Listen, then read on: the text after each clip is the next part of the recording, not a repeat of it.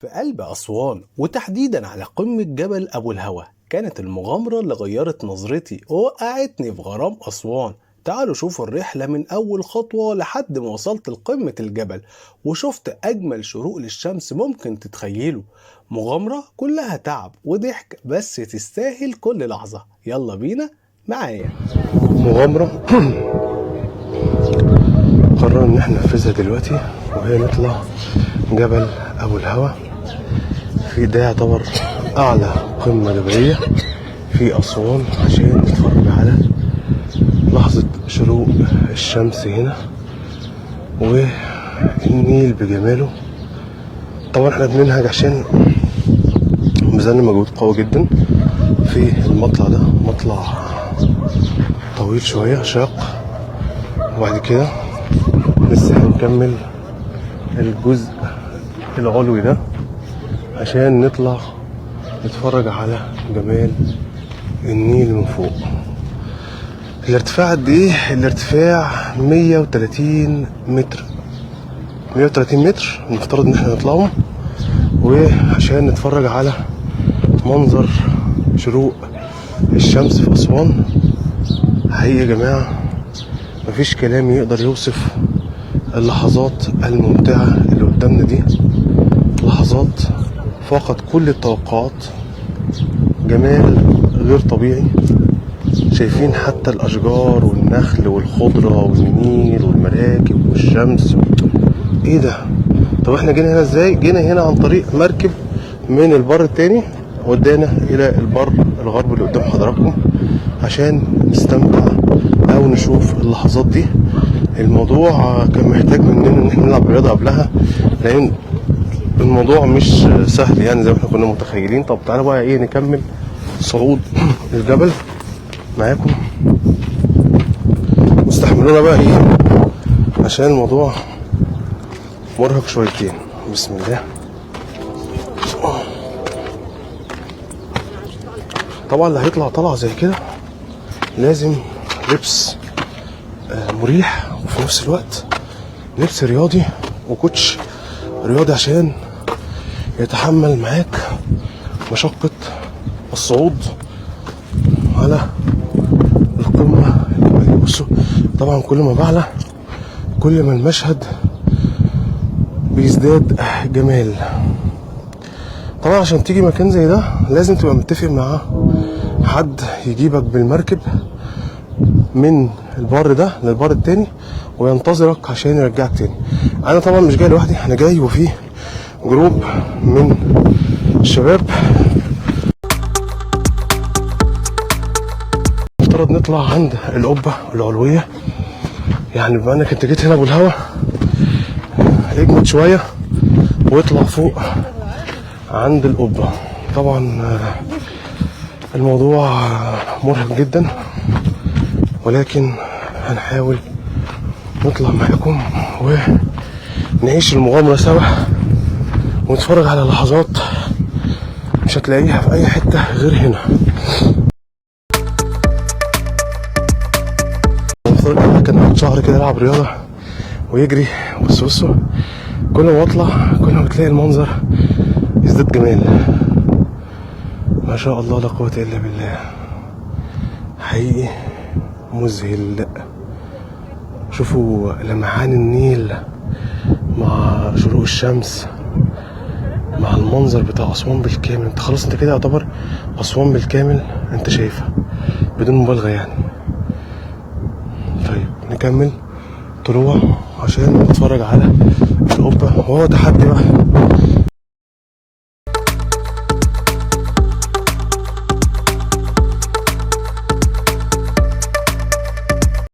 برضه من ضمن الحاجات اللي انا شايفها في مغارات. بصوا عامل ازاي في قلب الجبل.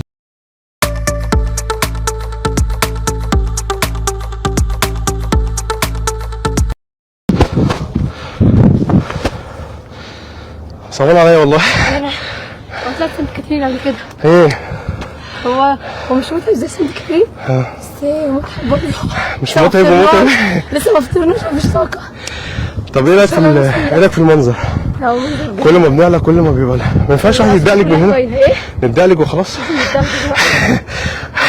لا المنظر ده. بص خليك اصلا عايز تطلع. ما انا كل ما بطلع وابص على المنظر، على المشهد البانورامي ده هكمل تاني. هكمل. ربنا يقدرنا ونكمل. يا رب. خلاص احنا قربنا اهو. ثواني بقى بينا وبين القبه، خليك انتي ورا. بينا وبين القبه حاجه بسيطه، مش هينفع نيجي بقى هنا ونتكاسل. يلا قربنا خلاص.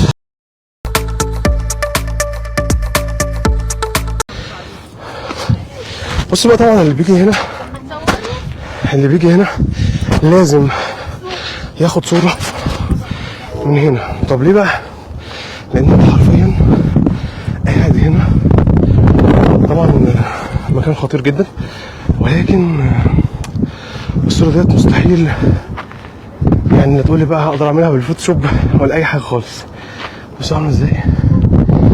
طبعا لسه مخلصتش لسه في شوية تاني، مش هطلع عند القبة وهفرجكم على الجمال الحقيقي. بصوا دي اعتقد جزيرة النويدات، اعتقد مش متأكد. اللهم بارك. يا رب احفظ مصر واحفظ اهلها، يا رب احفظ العرب كلهم. هنكمل خلاص، احنا قربنا. بينا وبين القبة يعني كام متر، وهنحاول ان احنا ناخدهم ونصور لكم قدام من فوق. احنا كده الحمد لله، اللهم لك الحمد، طلعنا قمة جبل أبو الهوى الحمد لله يا ربنا. طبعا عايز اقول لكم من الحاجات الجميلة دايما وانت ماشي على كورنيش أسوان، ده ديوان مبنى محافظة أسوان، وانت هناك بالليل تحديدا هتلاقي الجبل ده منور بشكل حلو قوي. وطبعا ده من الدات اللي موجودة دي والأنوار دي، طبعا أنوار كتير موجودة ومنتشرة على الجبل. جبل أبو الهوى زي ما قلت لحضراتكم ارتفاعه 130 متر، مش ممهد طبعا، انت بتبذل مجهود كبير جدا عشان تطلع الطلعه دي. حرفيا بدون مبالغه انت بتتفرج على اسوان من فوق بجمالها ودلالها، وبتتفرج على حاجات مستحيل كنت تشوفها لو انت حتى في مركب. يعني تقريبا ممكن تتفرج على المنظر ده لو انت من فوق طياره بتتفرج على جزر في قلب النيل اسوان. منظر مش هتعرف تشوف. بص المراكب، حتى المراكب عامله ازاي.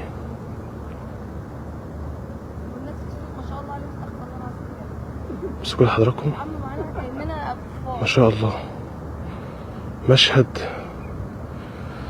اللهم بارك. حقيقة يا جماعة والله مش مبالغة، يعني ما ينفعش تيجي أسوان إلا وتخوض التجربة ديت ولو مرة واحدة بس في حياتك. الموضوع مش مكلف كتير، بس لازم تبقى جاي تبع فوج أو تبع جروب عشان يعني التذكرة تبقى مخفضة شوية عليكم. انما عشان تيجي لوحدك هتاخد مركب هيكون مكلف نسبيا.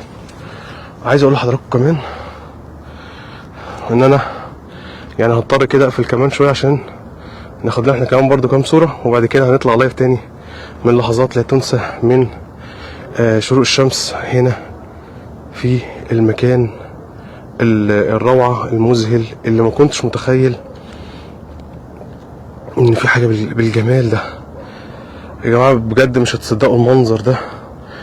المنظر ممكن انا اقول كلام، ولكن اعتقد الكاميرا بتحاول توضح لكم جزء صغير ولو من الواقع.